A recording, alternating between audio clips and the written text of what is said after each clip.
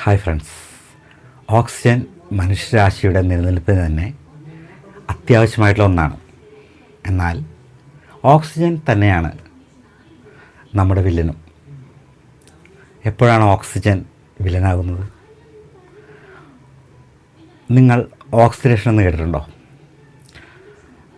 അതായത് ഒരു ആപ്പിൾ നമ്മൾ മേശപ്പുറത്ത് വെച്ചാൽ 1-2 ദിവസങ്ങൾക്കകം അത് ചെയ്യാൻ തുടങ്ങും. ഡീക്കേയിങ് എന്ന് പറയും ആ പ്രോസസ്സിനെ. അപ്പോൾ തന്നെ ഒരു ഇരുമ്പ് തുരുമ്പിക്കാൻ തുടങ്ങുന്ന ഒരു പ്രോസസ്സുണ്ട്. അതിനെ ഈ പറഞ്ഞ ഓക്സിഡേഷൻ കാരണമാണ് നടക്കുന്നത്. അതുപോലെ തന്നെയാണ് മനുഷ്യനും. നമ്മൾ അബ്സോർബ് ചെയ്യുന്ന ഓക്സിജൻ നമ്മളുടെ ഓരോ സെല്ലുകളിലും പോയി ജീവൽ പ്രവർത്തനങ്ങൾക്ക് സഹായിക്കുന്നുണ്ടെങ്കിൽ പോലും അത് ബേൺ ചെയ്തിട്ടാണ്, ഓക്സിജൻ എന്ന് വെച്ചാൽ ഒരു ഇന്ധനമായിട്ട് ബേൺ ചെയ്യുകയാണ്. എന്നിട്ടാണ് നമ്മുടെ ശരീരത്തിലെ പ്രവർത്തനങ്ങൾക്ക് സപ്പോർട്ട് ചെയ്യുന്നത്. അപ്പോൾ സപ്പോർട്ട് ചെയ്യുന്നതോടൊപ്പം തന്നെ നമ്മുടെ ശരീരത്തെ നശിപ്പിക്കുകയാണ്. അതായത് നമ്മൾ വയസ്സാകാൻ കാരണം ആരാണ്? ഓക്സിജനാണ്. ഇരുമ്പ് തുരുമ്പിക്കുന്ന കാര്യം പറഞ്ഞു. അതുപോലെ തന്നെ ഇതെല്ലാം ഓക്സിഡേഷൻ്റെ പ്രവർത്തനങ്ങൾ കൊണ്ടാണ് സംഭവിക്കുന്നത്. അപ്പോൾ നമ്മളും ഓക്സിഡേഷൻ്റെ പ്രവർത്തനങ്ങൾക്ക് വിധേയമാകുന്നതുകൊണ്ടാണ് നമുക്ക് വയസ്സാകുന്നതും മരണത്തിന് നമ്മുടെ ഓരോ അവയവങ്ങളും നശിക്കുകയും അതുപോലെ തന്നെ മരണത്തിന് നമ്മൾ എത്തുകയും ചെയ്യുന്നത്.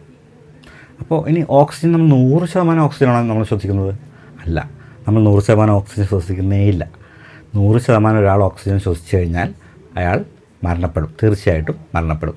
നമ്മൾ ശ്വസിക്കുന്നതിൽ 20% കപ്പാസിറ്റി മാത്രമേ നമ്മുടെ ലങ്സിനും നമ്മുടെ ബോഡിക്കും ഉള്ളൂ ഓക്സിജൻ അബ്സോർബ് ചെയ്യാനായിട്ട്. അല്ലെങ്കിൽ 100% നമ്മൾ അകത്തേക്ക് എടുത്തു കഴിഞ്ഞാൽ എന്ത് സംഭവിക്കുക?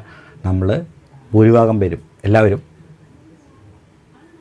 മരിച്ചു പോകും. കാരണം എന്താണെന്ന് വെച്ച് കഴിഞ്ഞാൽ ഈ ഓക്സിജൻ അകത്തേക്ക് എടുക്കുമ്പോഴത്തേക്ക് നമ്മുടെ അത് നമ്മുടെ ലങ്സൊക്കെ ഫില്ലാവും. അതിൻ്റെ സെല്ലുകളൊക്കെ വിഗ്രസായിട്ട് പ്രവർത്തിക്കാൻ തുടങ്ങും.